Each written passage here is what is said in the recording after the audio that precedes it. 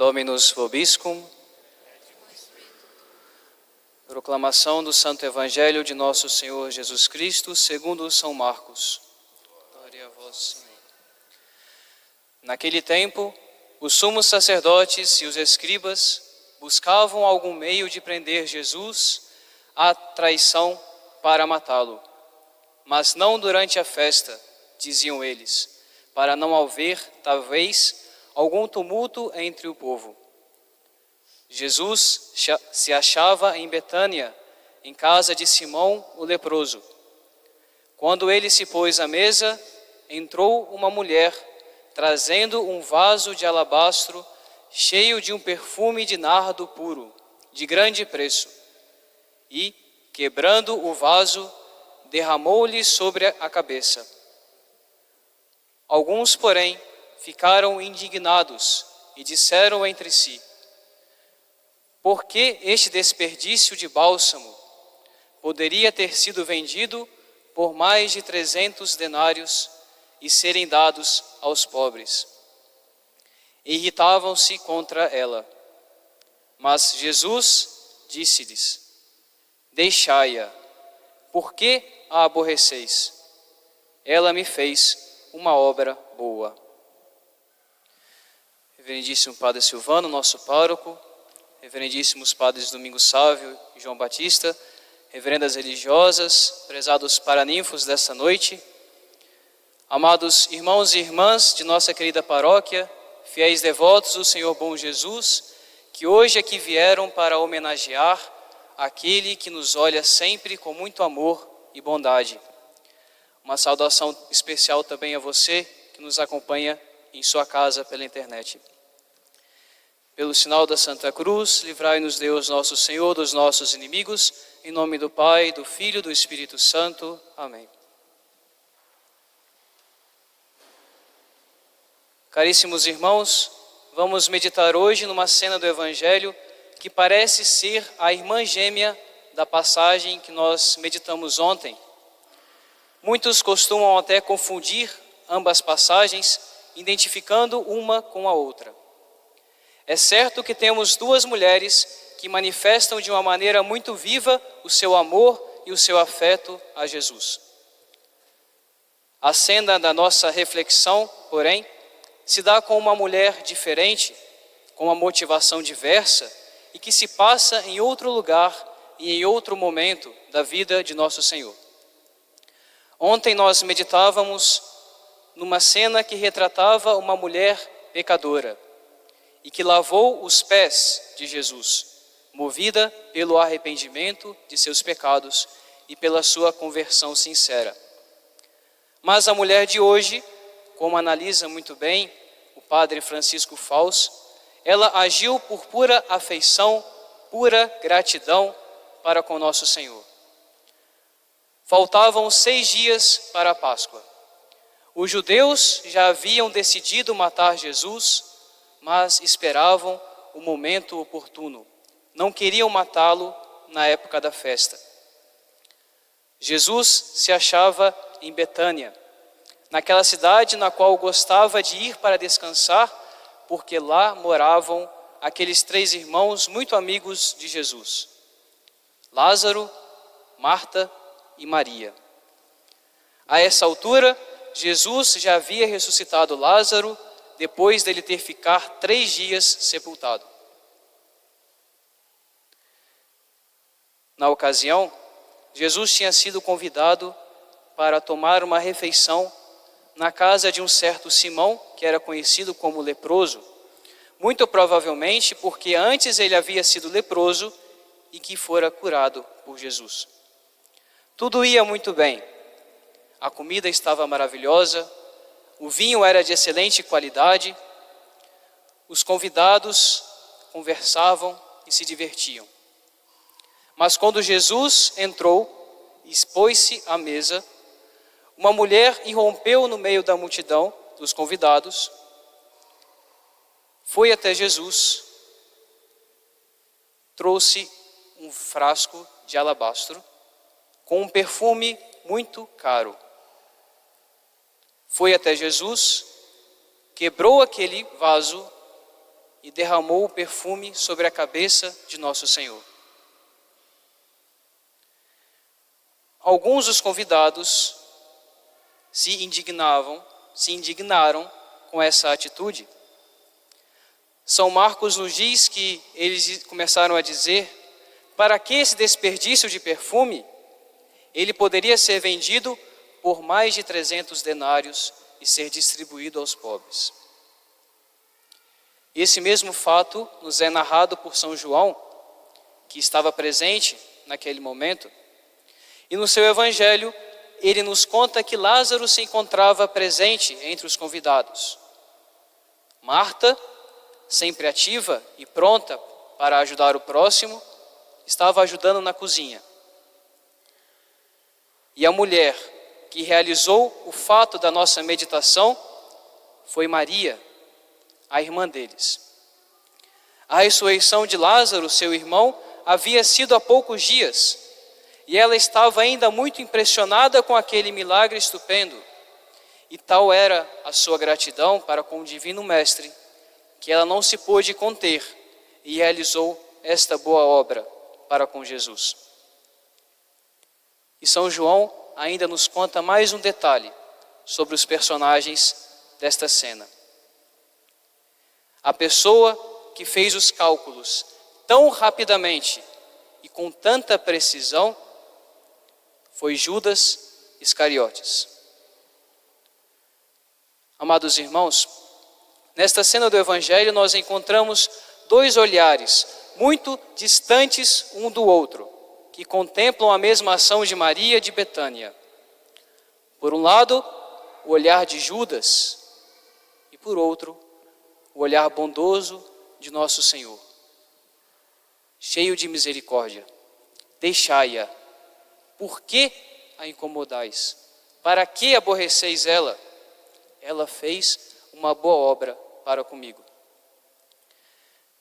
Judas Iscariotes vê a ação de Maria e faz rapidamente os cálculos humanos, uma matemática muito fechada em si mesmo. Ele avalia muito corretamente o preço daquele perfume.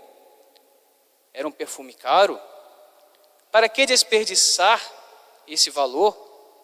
Ela tinha mesmo que derramar todo o perfume em Nosso Senhor? Não seria melhor fazer um outro uso desse dinheiro? Judas calculava demais. Faltava uma coisa nele: generosidade. Não pensemos que Judas, preste atenção, não pensemos que Judas foi marcado desde seu nascimento para ser um traidor. Judas tinha uma verdadeira vocação. Quando o Senhor o chamou para ser um apóstolo, para ser um dos 12, Jesus não estava cometendo um erro. E muito provavelmente, Judas tinha começado a seguir a Jesus com disposição e entusiasmo. Porém, ele calculava demais. A sua entrega não foi total. Ele ainda conservava uma parte do seu coração para si. E aos poucos, ele foi deixando crescer o amor próprio. Ele passou a buscar compensações por ter deixado tudo por Jesus. Por isso, ele começou a tirar um pouco do dinheiro da bolsa que era destinada aos pobres. Quando Judas diz que era melhor dar o dinheiro aos pobres, ele queria tirar algum proveito para si mesmo. E por isso ele sempre calculava, media cada ação, buscava sempre alguma compensação pelas suas boas obras. Na continuação desta cena do Evangelho, São Marcos nos diz que Judas, saindo daquela casa, foi direto aos chefes dos sacerdotes para combinar com eles o preço para atrair o mestre. Aos poucos, os seus cálculos o levaram para longe de Jesus. Mas tal é a ironia deste caminho. Judas calculou muito bem o preço do perfume, mas errou vergonhosamente o preço de Jesus. 300 moedas de prata pelo perfume era o equivalente a 300 dias de trabalho duro, um ano de trabalho duro. 30 moedas de prata por Jesus. Era o preço da indenização de um simples escravo. O Divino Mestre fora avaliado por um preço 10 vezes menor do que um perfume. O perfume de Maria tinha mais valor para Judas do que o próprio Messias. No fim das contas, Judas se mostrou ser um péssimo mercador. Quão diferente, amados irmãos, foi a atitude de Maria. A sua ação foi tão generosa que ela atraiu o olhar do bom Jesus. Ela vence a vergonha e o receio do que os demais vão achar dela. Ela só se preocupa com Jesus. Escolhe o melhor perfume que tinha e, sem guardar nada para si, derrama todo o perfume na cabeça de Jesus. É muito interessante o detalhe desta cena que nos narra São Marcos. Ela quebrou o frasco do perfume. Tratava-se, amados irmãos, de um vaso de alabastro. Era um recipiente próprio da época para armazenar óleos, essências, perfumes. Ele era meio arredondado e tinha a sua abertura uma espécie de bico muito fino que servia como um dosador para não desperdiçar, para que pudesse economizar o seu conteúdo. Maria, porém, não faz cálculos, ela não quer saber de economias quando se trata de Jesus. Ela quebra o frasco para que possa derramar todo o perfume e de modo abundante. Tal era o seu amor, a sua generosidade, a sua gratidão para com nosso Senhor. O resultado não demorou a aparecer. São Marcos ainda nos diz que a casa ficou repleta da fragrância daquele perfume. E nosso Senhor fez uma profecia que nós hoje aqui nesta igreja estamos cumprindo essa profecia de Jesus. Em verdade vos digo, onde quer que for pregado o Evangelho em todo o mundo, será contado para a sua memória o que ela fez. Maria não fez cálculos como Judas. Ela deu tudo. O que era ofertar um perfume caro perto da graça da ressurreição do seu irmão? E essa ação generosa, como já dizemos, atraiu o olhar bondoso de Jesus. Amados irmãos, quando calculamos demais as nossas ações para com Deus, aos poucos nós vamos nos tornando semelhantes a Judas. Quanto vale Jesus para mim? O quanto eu estou disposto a pagar para ter sempre Jesus no meu coração? Muitas vezes nós começamos bem, passamos por uma verdadeira conversão, mas fazemos muitos cálculos. Calculamos demasiadamente as nossas ações, usamos muitas medidas humanas. Deus às vezes nos chama para segui-lo mais de perto, mas nós não entregamos tudo o que temos. Buscamos algumas compensações para o nosso amor próprio. Cuidado. Lembre-se aonde Judas foi parar com esses cálculos. Quanto custa, amados irmãos, fazer uma visita ao Santíssimo Sacramento na volta do trabalho? Quanto custa dar um sorriso para uma pessoa? Quanto custa uma demonstração de afeto para sua esposa, para seu esposo, quando chegar em casa depois do trabalho, mesmo que cansado e exausto? Será que custa tanto assim você se dedicar na educação dos seus filhos, acompanhá-los, se interessar pelo que eles gostam, se preocupar com o que eles acessam na internet? Quanto vale aquela perguntinha básica que nós podemos fazer? Como foi o seu dia hoje, filho? Conte para mim. Ou então, será que vale a pena fazer o trabalho da escola? Eu preciso mesmo estudar com tanto empenho assim? Quanto me custa obedecer os meus pais? Às vezes pode ser que eu sinta um certo interesse pela vida religiosa ou uma certa atração para a vida sacerdotal, mas será que vale a pena? Será que vale a pena morar no convento, passar tantos anos estudando no seminário? Mas o que vale evitar o pecado e buscar viver na graça de Deus? Mas se eu tiver de contar esse pecado na confissão, se eu tiver de deixar de jogar tal jogo, mas eu tenho mesmo que deixar de assistir tal série, tal anime, tal filme? Quanto custa? Vale mesmo a pena? O que eu vou ganhar com isso? Cálculos, cálculos, cálculos. Basta, pare com isso. Arranque essas medidas do seu coração. Jogue fora essa balança que você está usando.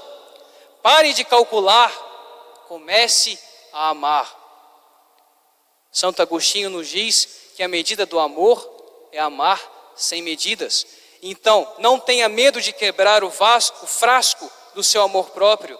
Dê tudo a Jesus. Cumpra seus deveres com a máxima perfeição que puder. Dê o melhor de si para Deus. Se esforce por amar e pare de calcular cada ação que você faz. Caríssimos irmãos, Deus não tem um plano pequeno para nós.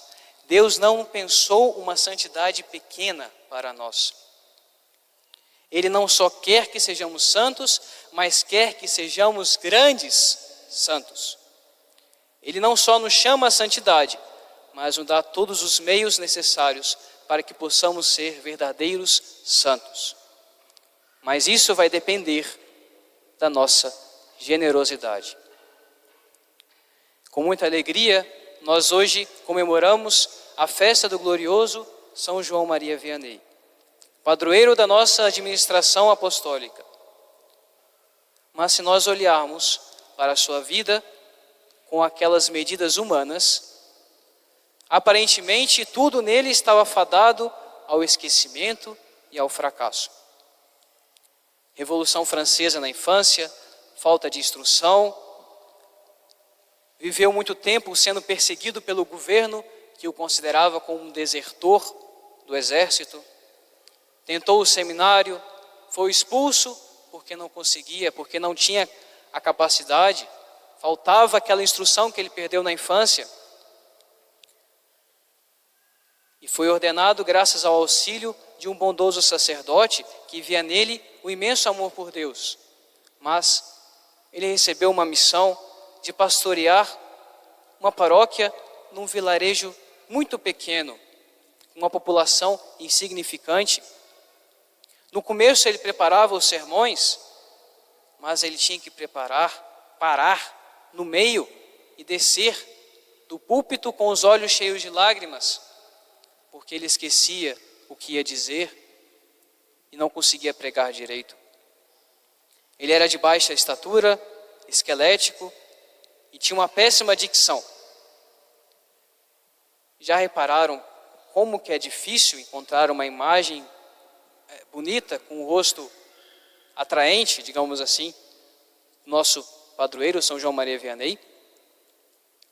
Pois é, amados irmãos, não havia nada de humano nele que pudesse atrair as multidões.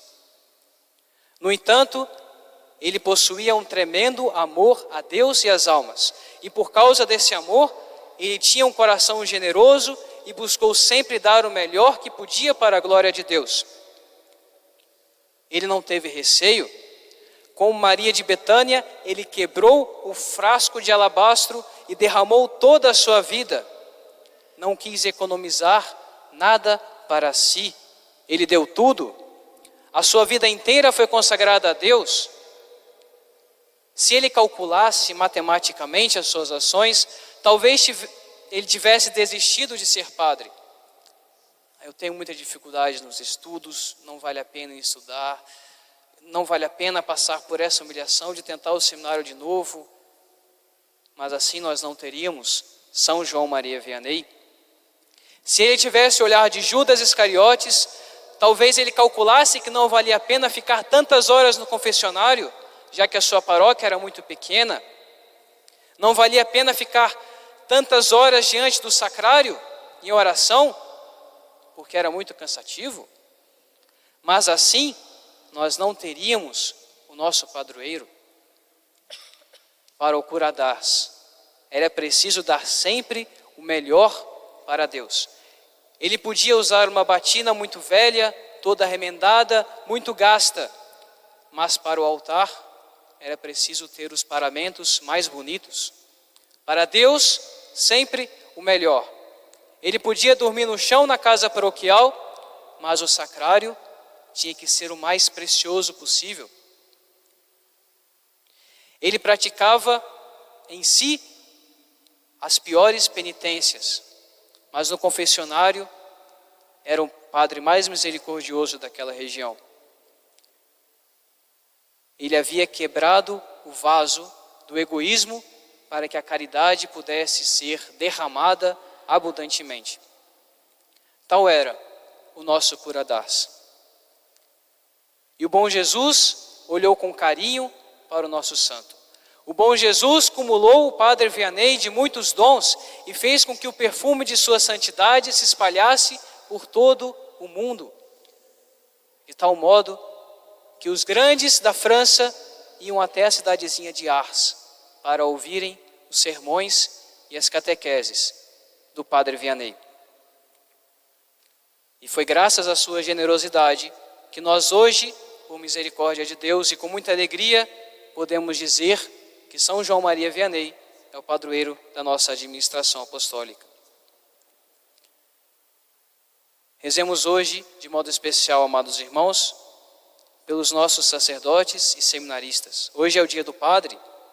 São João Maria Vianney foi um padre tão santo que mereceu ser o modelo dos sacerdotes, o patrono dos párocos. A missão do padre é justamente se desgastar pela salvação das almas. O padre quebra o frasco da sua vida, do seu tempo, do seu descanso, do seu sono, para que nós possamos ir para o céu. E eles contam com as nossas orações por eles, para que eles possam desempenhar bem a sua missão. Nunca se esqueçam também, amados irmãos, são as orações dos senhores que mantêm os nossos seminaristas de pé no seminário. São as suas orações que dão forças aos nossos seminaristas para que eles perseverem em sua vocação.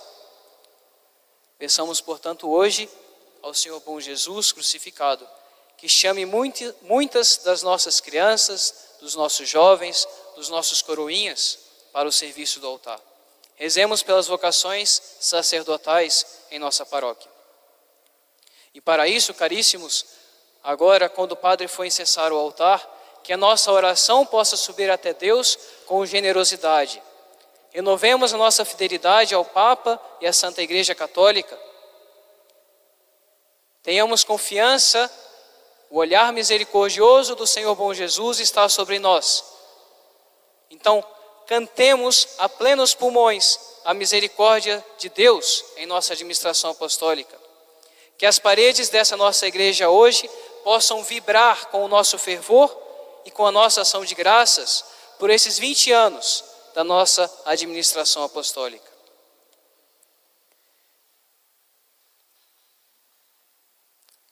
Arranquemos qualquer medida humana que tivermos em nosso coração. E que um dia, no momento do nosso julgamento, Jesus, o bom Jesus, possa dizer para nós, olhar para nós, como ele olhou para Maria de Betânia: deixai este aqui passar, não precisa aborrecer este. Quando ele estava vivo, ele fez uma boa obra por mim. Confiemos estes pedidos ao Imaculado Coração de Maria e que Nossa Senhora nos alcance a graça da generosidade, como São João Maria Vianney, para sermos grandes santos. Que deixemos de calcular nossas ações e comecemos a amar de verdade. E assim atrairemos o olhar misericordioso do bom Jesus sobre nós. Em nome do Pai, do Filho, do Espírito Santo.